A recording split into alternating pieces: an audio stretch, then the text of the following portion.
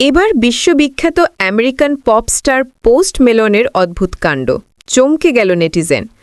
উল্লেখ্য যে বিগত ৮ই ডিসেম্বর ২০২৫ তারিখে আসামের গুয়াহাটিস্থিত খানাপাড়া স্টেডিয়ামে অনুষ্ঠিত হয় বিখ্যাত কণ্ঠশিল্পী তথা আমেরিকান পপ স্টার পোস্ট মেলনের কনসার্ট। জীবনের প্রথম আসামের জমিনে তার এই কনসার্ট।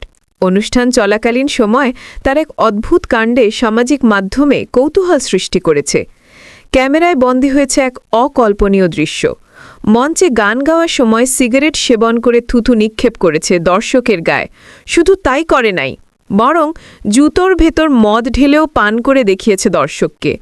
তার এই থুথু নিক্ষেপ কার্যকে একাংশ লোকে নিন্দা করলেও তার অনুরাগীরা খুব আনন্দ পেয়েছে, কেননা পোস্ট মিলনের থুথুকে তারা তাদের জন্য বরকত এবং আনন্দের বিষয় মনে করেছে।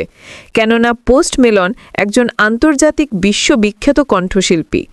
এমনকি তার মুখ সাধারণ মানুষের মুখের মতো না। তার মুখে আছে ১২ কোটি টাকার হীরাখচিত দাঁত, যা দেখতে গুটখা খাওয়া দাঁতের মতো হলেও এটা খুব মহামূল্যবান এবং অসাধারণ আধুনিক স্টাইল। তার এই কার্যকে অধিকাংশ নেটিজেনেরা নিন্দা জানিয়েছে।